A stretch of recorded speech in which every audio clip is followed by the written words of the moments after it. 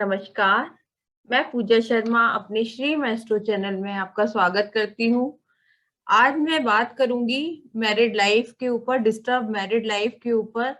ज्यादातर कुंडली अब जो आती हैं वो मैरिड लाइफ में प्रॉब्लम वाली ही आती हैं।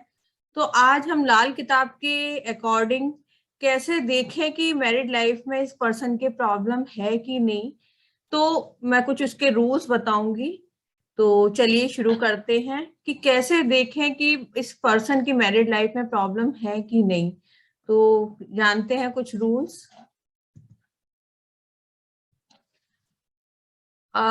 लाल किताब में जो मैरिड लाइफ को देखना है, जो वीनस वीनस इज मेन कारका for spouse and married life. तो हमें वीनस को ही देखना है, मेल के चार्ट में भी और फीमेल के चार्ट में।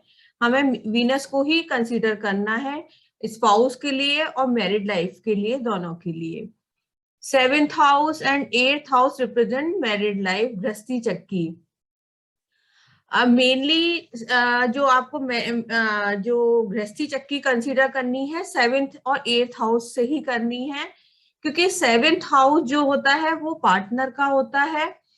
और जैसे चक्की होती है ना, चक्की में क्या होता है, दो राउंड पत्थर होते हैं। तो उसी तरह से 7th हाउस में उस चक्की को कंसीडर किया गया है। जो नीचे वाला जो पत्थर हम कहेंगे वो शुक्र को रिप्रेजेंट करता है। तो शुक्र जो है वो सॉइल को, मिट्टी को भी रिप्रेजेंट करता है। तो जो इसीलिए इसलिए वो नीचे जुड़ा हुआ है। और जो ऊपर वाला पत्थर है, जो चक्की का ऊपर वाला पत्थर है, वो बुध को रिप्रेजेंट करता है, क्योंकि वो बुध घूमता रहता है। तो ऊपर वाले पत्थर बुध को रिप्रेजेंट करता है। जो चक्की की कील होती है, जिससे जो इसका हैंडल होता है, वो 8th हाउस में होता है। उसी की वजह से ही चक्की घूमती है। अगर 7th और 8th हाउस में शत्रु ग्रह हैं, एनिमी प्लेनेट हैं, तो हम उस ये बोल सकते हैं कि इस पर्सन की मैरिड लाइफ बहुत खराब है। इसकी मैरिड लाइफ अच्छी नहीं हो सकती। और अगर फर्स्ट हाउस में, 7th हाउस में ग्रह हैं और फर्स्ट हाउस अगर खाली है, तो उस 7th हाउस के ग्रह सोए हुए माने जाएंगे। तब भी वो जो है, अगर वो अच्छे भी ग्रह बैठे हुए हैं तो रिजल्ट कुछ देने में वो नहीं होंगे। तो उसे इसलिए हमें फर्स्ट हाउस को पहले जगाना पड़ेगा, तब वो 7th हाउस के रिजल्ट दे पाएगा। क्योंकि हमें जो हम कंक्लूड कैसे करते हैं, फर्स्ट हाउस जो है राजा है, 7th हाउस जो है वजीर है, 8th हाउस जो है उस राजा की आंखें हैं, और 11th हाउस जो होता है वो राजा के पैर हैं। तो इम्प्लीमेंट 8th हाउस से होता है। जब तक फर्स्ट में प्लेनेट नहीं होगा, 7th के प्लेनेट एक्टिवेट नहीं होंगे। तो इसलिए हमें फर्स्ट को एक्टिवेट करना पड़ता है। तो अगर हम, और अगर 7th में बहुत सारे प्लैनेट्स हैं, तो हमें शुक्र को देखना पड़ेगा कि शुक्र कहाँ बैठा है। सपोज 7th 8th में ठीक है प्लैनेट, लेकिन शुक्र अपना खराब होके बैठा हुआ है, तब भी प्रॉब्लम हो सकती है मैरिड लाइफ में। ये कुछ बेसिक्स रूल हैं ग्रामर के, तो इसको हमें कंसीडर करना पड़ता है। अगर ये सब चीजें हमें पता होंगी तो हम इजीली निकाल लेंगे कि हाँ, इस पर्सन की मैरिड लाइफ में प्रॉब्लम है। ये हमें पता ही है कि लाल किताब में काल पुरुष की कुंडली कंसीडर होती है, जिसमें शुक्र के 2nd हाउस और 7th हाउस कंसीडर किए गए हैं।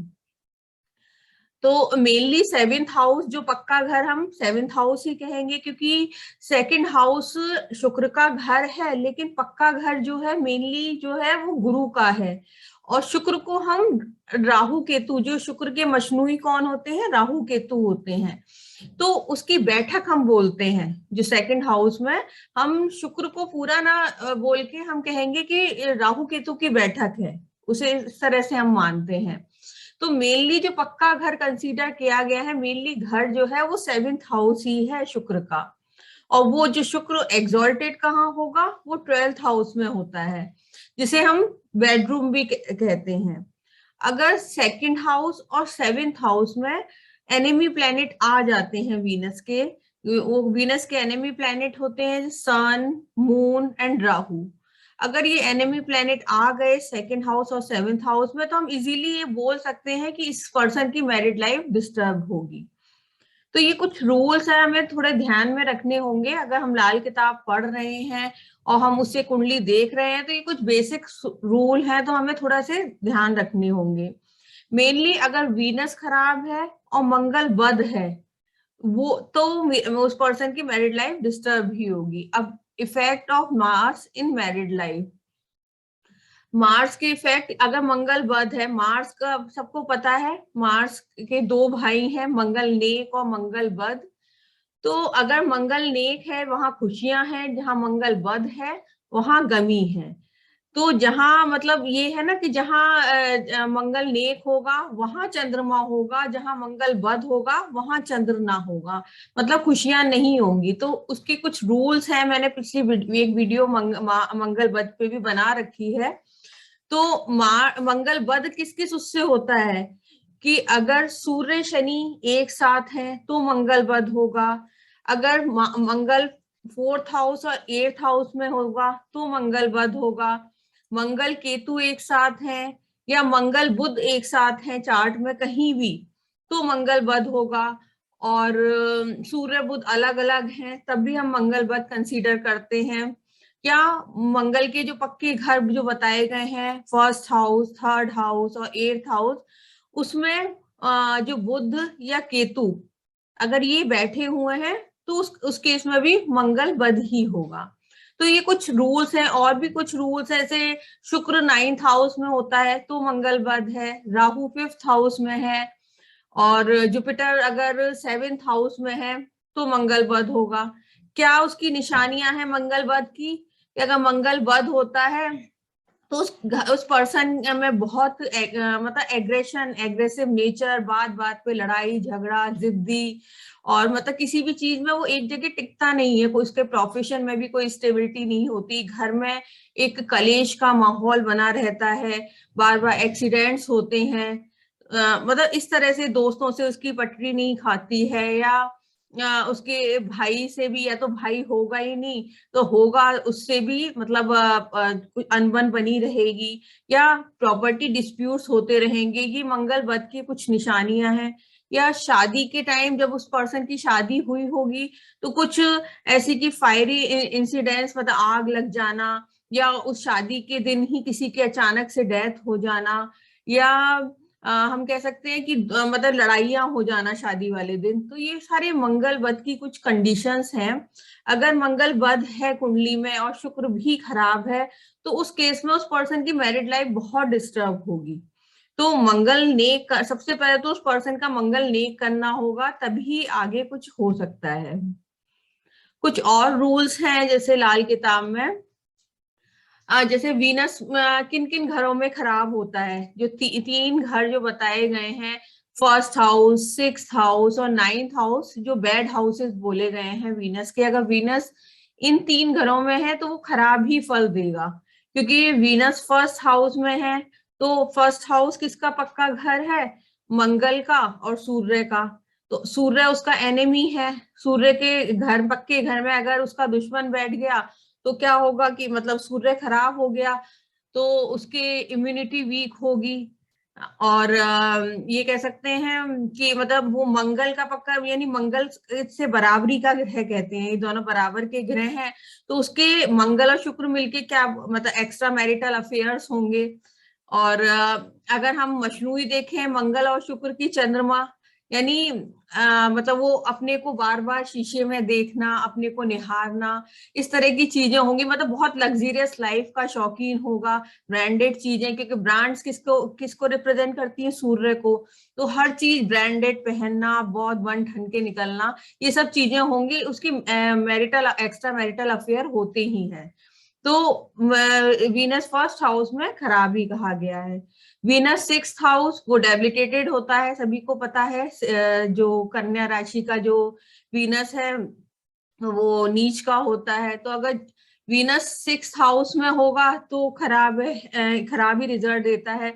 उस केस में ठीक रह सकता है अगर स्पाउस का कॉम्प्लेक्शन थोड़ा उससे डार्क है, मतलब जिस पर्सन की कुंडली है उस केस में ठीक हो रह सकता है।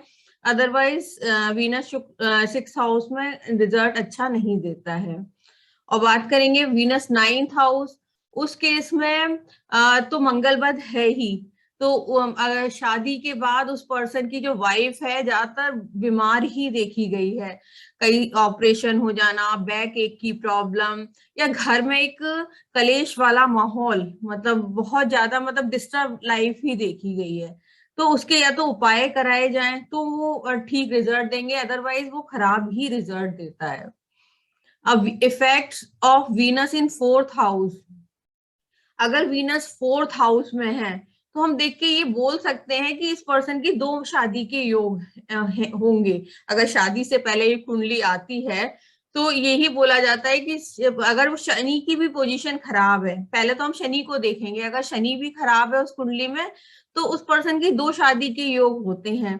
तो उससे ये सजेस्ट करा जाता है कि शादी के बाद विद इन अ मंथ, मतलब 2 बार फेरे ले लो, या एक मतलब फेरे जैसे शादी हुई है वो और फिर उसके बाद रजिस्टर मैरिज जो करते हैं वो कर सकते हैं। तो मतलब इस उससे बच सकता है अगर पर्सन वीनस फोर्थ हाउस है।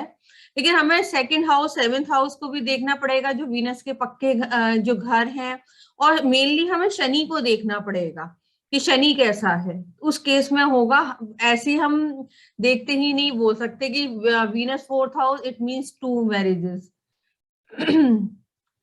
अब हम बात करेंगे कंजंक्शन की, कि किन किन इन जो ग्रह की कंजंक्शन से क्या होता है।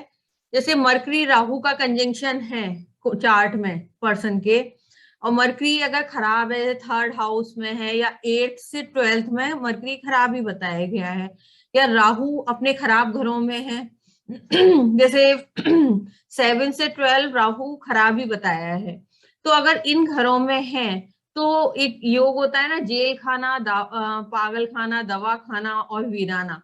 तो वो पर्सन थोड़ा सा मतलब बहुत अच्छा नहीं रहता है, मतलब जेल के चक्कर, हॉस्पिटलाइजेशन, ये सारी चीजें लगी रहती हैं, तो मैरिड लाइफ डिस्टर्ब होती है।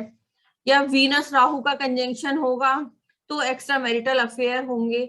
अब वीनस राहु का किस तरह से हम बोल सकते हैं कि अगर चाहे वीनस राहु को देखे या राहु वीनस को देखे, दोनों हालत में ही वीनस ही खराब होना है। या 6-8 की टक्कर लग रही हो तब भी वीनस ही खराब होगा, या धोखे के इसकी उससे मिल रहे हो, या अचानक चोट से मिल रहे हो, तो इन सभी केसेस में वीनस ही खराब होना है। तो एक ये कंडीशन है, चाहे साथ में हो या एक दूसरे को देख रहे हो, या थर्ड एक्सपेक्ट या 10th या 6th 8th एक्सपेक्ट हो, तो उस केस में ये खराब ही होना है वीनस। तो उस केस में भी मैरिड लाइफ डिस्टर्ब ही होगी अगर वीनस खराब है तो। और सन वीनस एक एंड मरकरी कंजंक्शन, ये अक्सर एक चार्ट्स में मिल जाती है, उस केस में भी मतलब वो खराबी हो रहती है मैरिड लाइफ। तो उस केस में क्या करा जाता है, सन वीनस मरकरी के उसमें, मरकरी जो है सन का भी फ्रेंड है और वीनस का भी फ्रेंड है। तो मरकरी क्या करता है कि वो देखता है कि सन ज्यादा पावरफुल है तो वो सन की साइड ले लेता है, वीनस को दोनों ही खराब करते हैं। तो हमें उस केस में जो है मरकरी और सन को वहां से हटा देना होता है, अगर रेमेडी करके, अगर हम वीनस को सेव करना चाह रहे हैं, अच्छा करना चाह रहे हैं, तो उसकी एक रेमेडी कराई जाती है सन वीनस को ठीक करने की। अब बात करेंगे सन वीनस कंजंक्शन। सन वीनस कंजंक्शन में भी जो उसका मशनूई क्या बनता है, जुपिटर बैड। तो उस केस में ज्यादातर हस्बैंड वाइफ में प्रॉब्लम देखी गई है और चाइल्ड रिलेटेड इश्यूज देखे गए हैं उस केस में। तो मतलब इसके लिए भी ज्यादातर ये लोग चॉकलेट्स और गुड़ खाने के शौकीन होते हैं। तो अगर मैरिड लाइफ ठीक करनी है तो उन्हें यही कहा जाता है कि आप जो है गुड़ और चॉकलेट का को ना खाएं। अब जो है एक राहु 5th हाउस में, वो भी 5th हाउस क्या है, अफेयर्स का है। तो उस केस में भी पर्सन के बहुत ज्यादा शादी से पहले और शादी के बाद भी अफेयर्स रहते हैं, और शादी के बाद अगर अफेयर नहीं भी है तब भी उस केस में चाइल्ड इशू रहता ही है, चाइल्ड बर्थ में प्रॉब्लम रहती ही है। तो उस केस में भी फिर हमें उपाय बताना पड़ता है, जैसे मैंने उसकी भी एक वीडियो बनाई है, राहु 5th हाउस की चांदी का हाथी रखना होता है। तो उसके बेडरूम में, तो उस केस में मैरिड लाइफ बच सकती है। या राहु 7th हाउस में है तो वो तो प्रॉब्लम देगा ही, इंटरकास्ट मैरिज होगी और शादी के बाद भी अफेयर, शादी से पहले भी अफेयर। 7th हाउस राहु ज्यादा अच्छा नहीं बताया गया है क्योंकि वो शुक्र के घर में है और शुक्र का एनिमी है। तो उस केस में क्या है, एक चांदी की ईंट जो है वो बेडरूम में रखी जाती है और वो भी ससुराल से लेके, तो उस केस में राहु 7th हाउस अच्छा रिजल्ट दे देता है। अब प्रॉब्लम ड्यू टू नेबर्स, ये भी एक कॉम्बिनेशन है। अगर नेबर्स की तरफ से प्रॉब्लम, कभी कभी अच्छा मैरिड लाइफ चल रही है लेकिन कुछ केस में ये होता है कि नेबर्स आके भड़काते हैं कि ना आपके यहाँ ये हुआ है, आपके यहाँ ये आया था, इस वजह से, मतलब कुछ प्रॉब्लम नेबर्स की तरफ से आती है। तो वो भी एक कॉम्बिनेशन होता है। मंगल और केतु अगर कुंडली में खराब है तो वो नेबर्स की तरफ से प्रॉब्लम आएगी। अगर वो मंगल केतु आपकी कुंडली में खराब है तो वो जो आपके नेबर है ना, वो आपकी लाइफ में प्रॉब्लम क्रिएट करेंगे। तो एक कॉम्बिनेशन ये, या सस्पिशियस बिहेवियर। सस्पिशियस बिहेवियर किस वजह से होता है, जब शनि और केतु खराब होते हैं चार्ट में तो उस पर्सन का सस्पिशियस बिहेवियर हो जाता है। तो वो प्रॉब्लम, मतलब बात बात पे वो पर्सन शक करता है, तो उस वजह से भी मैरिड लाइफ खराब होती है। इफेक्ट ऑफ बुध की नाली। अब बुध की नाली क्या है, ये भी बहुत इंपॉर्टेंट है। बुध को जो बहरूपिया बताया गया है लाल किताब में कि वो किसी का भी साइड लेके किसी को भी खराब कर देता है। जब बुध खराब होगा तो वो अपना बलि का बकरा शुक्र को बनाता है, तो उस केस में शुक्र पिट जाता है, शुक्र खराब हो जाता है। या शुक्र और भी किस तरह से खराब होता है, अगर शनि कुंडली में खराब है तो उस केस में भी शुक्र खराब हो जाना है, यानी मैरिड लाइफ खराब हो जानी है। तो बुध की नाली मेनली क्या है कि अगर शुक्र पहले और बुध बाद के घरों में है तो वो नाली जुड़ नहीं पाती है, तो शुक्र खराब हो जाता है, मींस उसमें चाइल्ड बर्थ में इश्यूज आते हैं। तो ये कुछ रूल्स हैं मैरिड लाइफ को आप देखने का, चार्ट में हम कैसे देखेंगे और ये इसे अप्लाई करके देखिए तो अच्छे रिजल्ट आएंगे। इसके रेमेडी भी मैंने इसमें दे रखी है। रेमेडी क्या है मार्स की, कि अगर आपको मार्स को अच्छा करना है तो आप डॉग्स को और क्रोज को जो है मीठी रोटियां जो है वो खिलाइए, उससे आपका मंगल बध जो होगा वो ठीक हो जाएगा। और स्क्वायर सिल्वर पीस अपने पॉकेट में हमेशा रखिए या मोबाइल में रख सकते हैं, तो उससे जो भी मंगल की खराबियां हैं, क्योंकि मंगल को चंद्रमा ही ठीक कर सकता है, चंद्रमा के द्वारा ही मंगल नेक हो सकता है। तो ये जरूर करिए। और keep distributing sweets to friends and relatives, तो मीठा बांटते रहिए फ्रेंड्स को, रिलेटिव्स को, अपने भाइयों से और दोस्तों से रिलेशन अच्छे रखिए। मंदिर में भी मीठा दान करते रहिए, इससे आपका मंगल ठीक हो जाएगा। Remedy for Venus, feed cows with green fodder equal to your weight or with potatoes covered with turmeric और चपाती with jaggery। मतलब काउस को जो है ग्रीन फॉडर, मतलब चारा जो है अपने वेट के बराबर दान कर खिलाते रहिए। या पटेटोज जो हैं वो टर्मरिक से कवर करके वो खिलाइए। या चपाती जो है, चपाती में जैगरी रख के खिलाएंगे तो उससे वीनस ठीक होगा। और मंदिर में कैम्फर, कॉटन, घी, इत्र ये सब डोनेट करते रहेंगे, उससे शुक्र ठीक होगा। ये कुछ मैंने रेमेडीज भी दी हैं, आप ट्राई करके देखिए, कुंडली में लगा के देखिए और कमेंट सेक्शन में बताइए कि कैसा लगा आपको वीडियो और किस विषय पे और वीडियो देखना चाहते हैं।